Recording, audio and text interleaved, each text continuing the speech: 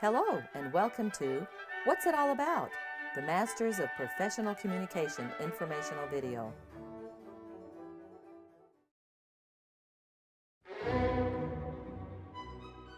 In 1991, former President Charles Dick, Ray Ownby, Fred Fogo, and Helen Hodgson had a vision to create a communication department unlike the community had ever seen.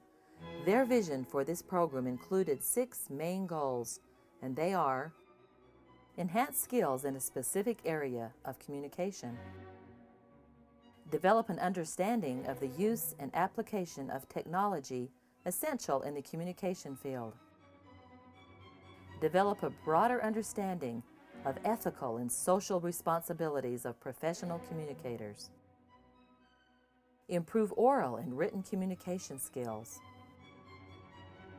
develop a deeper appreciation for effective visual design,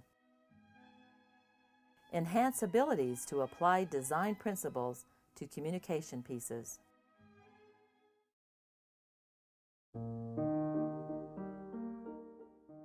If you decide to choose Westminster's MPC program, there are a few steps you must take in the application process. First, you must complete the college's application form. Once you turn in the form, you must pay the $40 application fee. Next, you must provide evidence of your baccalaureate degree.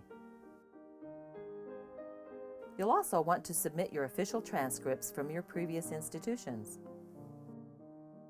The MPC department also requires applicants to submit a personal resume. A sample of professional writing is required by the admissions committee. Once accepted, you must pay a $250 tuition deposit. Now that you know a little history about the program and how to apply, let's meet the people in charge, the faculty. Dr. Helen Hodgson.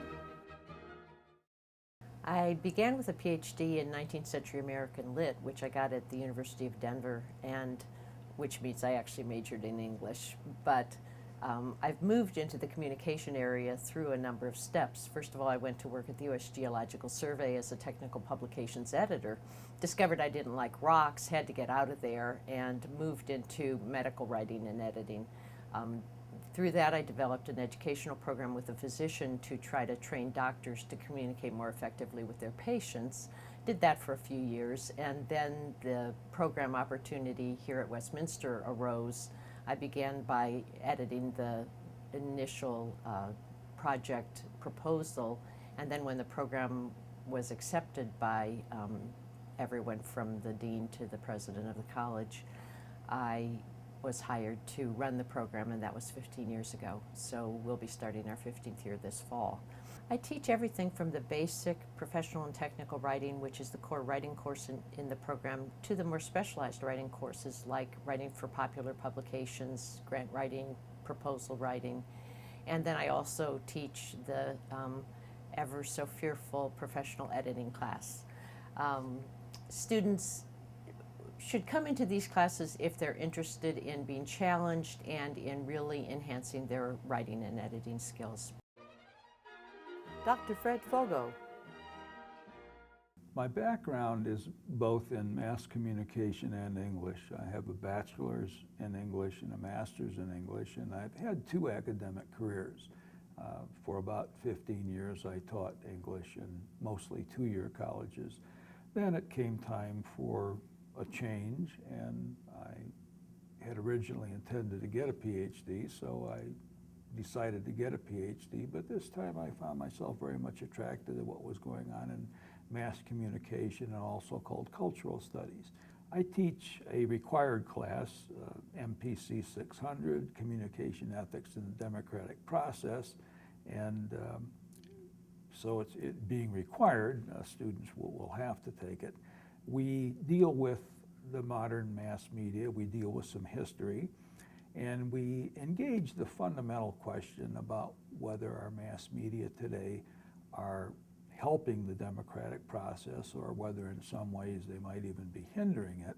I teach only one other course in the program, that's MPC 670L, and it's writing for a business publication, and we have a good relationship with the Salt Lake City business newspaper, The Enterprise. It's a weekly. It's been publishing for about 30 years.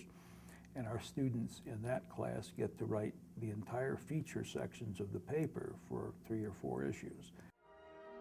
Dr. Kimberly Zarkin. My background is mostly broadcasting. I started working in radio when I was about 11 at a community radio station and worked professionally through college. I have a bachelor's degree in mass communication, focusing mostly on broadcasting. I went to Emerson College in Boston to get a master's degree in radio and decided that I liked teaching way more than I liked the industry. So I went to the University of Florida and got a PhD in media law. I specialize in the regulation of sexually explicit speech on broadcasting and other electronic media. I specialize in teaching broadcasting history, ethics, and law. I teach the visual communication class, which is a required core class that is one of the more academic-driven classes in the program.